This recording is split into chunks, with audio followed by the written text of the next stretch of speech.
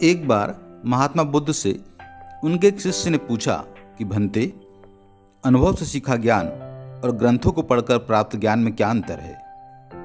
तब महात्मा बुद्ध ने कहा कि ज्ञान तो ज्ञान होता है, चाहे वह अनुभव से प्राप्त हो अथवा ग्रंथों से, किंतु ज्ञान का प्रयोग और अभ्यास आपको श्रेष्ठ बनाता है। ज्ञान प्राप्त करना महत्वपूर्ण नहीं है, ज्ञान का सही उपयोग महत्वपूर्ण है। ज्ञान का सही उपयोग आपको सम्मान और पहचान दिलाता है। अगर हम ग्रंथों से ज्ञान प्राप्त कर लें और उसको जीवन में उपयोग ना करें तो वह ज्ञान कोई मतलब का नहीं रहता है। इसी संदर्भ में मैं तुम्हें एक कहानी सुनाता हूँ और भगवान बुद्ध ने उन्हें एक कहानी सुनाई।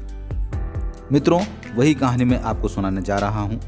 अगर आपको यह कहानी पसंद आए तो कृपया लाइक करें और अगर मेरे चैनल पर आप पहली बार आए हैं तो चैनल को सब्सक्राइब जरूर कर दें। तो चलिए अब मैं सुनाता हूँ आपको वह कहानी जो भगवान बुद्ध ने अपने शिष्य को सुनाई थी। किसी समय एक नगर में एक संगीत का प्रेमी सेठ रहता था। उससे विभिन्न प्रकार के संगीत और भांति भांति के वाद्य यंत्रों को सुनना अच्छा लगता था। कुल मिलाकर वह संगीत का बहुत बड़ा शौकीन और बहुत बड़ा प्रेमी था।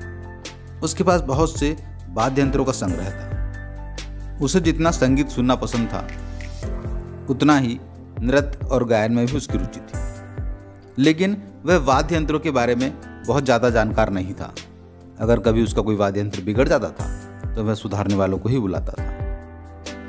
एक बार उसके किसी वाद्य यंत्र में कुछ गड़बड़ी आ गई। वह उसके मन माफिक सेठ जैसा सुनना चाहता था, उस प्रकार की ध्वनि उस यंत्र से नहीं निकल पा रही थी। बजाने वाले के बार बार प्रयत्न करने के बाद भी वह सही ध्वनि नहीं निकाल पा रहा। सेठ ने उसे स्वयं सुधारने की कोशिश की, किंतु वह और ज़्यादा बिगड़ गया। अब उसने अपने आसपास रहने वाले और जान पहचान वाले वाद्य यंत्र सुधारने वाले कारीगरों को बुलाया। वह कारीगर भी आए और उस यंत्र को देखा। उन्होंने उसे सुधारने की कोशिश की, लेकिन वह नहीं सुधर पाया। वह अपनी पुरानी स्थिति में नहीं लौट पाया। तभी सेठ को किसी ने राजगीर के एक प्रसिद्ध कारीगर के बारे में बताया। उसके बारे में बताया कि वह किसी भी प्रकार के वाद्य यंत्र को सुधार देता है। सेठ ने उस कारीगर को बुलवाया। वह कारीगर आया। उसने उस यंत्र को देखा और कहा कि हाँ, मैं इसे सुधार दूंगा। वह यंत्र सुधारने वाला एक अनुभवी बुजुर्ग था।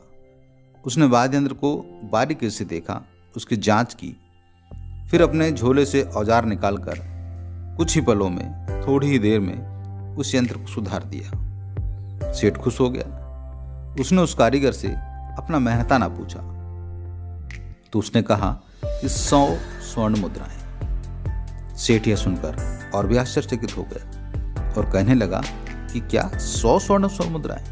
यह तो बहुत ज्यादा है। तुम्हें उसे सुधारने में समय ही कितना लगा है? थोड़ी सी देर में तो काम हो गया और तुम इसके मुझसे स्वर्ण मुद्राएं मांग रहे हो, वो भी 100।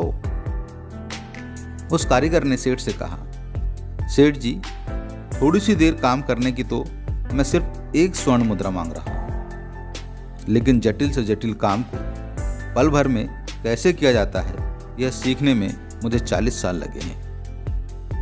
बाकी की 99 स्वर्ण मुद्राएं मैं इन्हीं 40 सालों के अनुभव की कीमत मांग रहा हूं। कारीगर की बात सुनकर सेठ को अनुभव सिद्ध ज्ञान का अर्थ समझ में आ गया। सेठ ने ससम्मान 100 स्वर्ण मुद्राएं उस कारीगर को दे दी। तो मित्रों, ये थी अनुभव से सीखे ज्ञान की कहानी।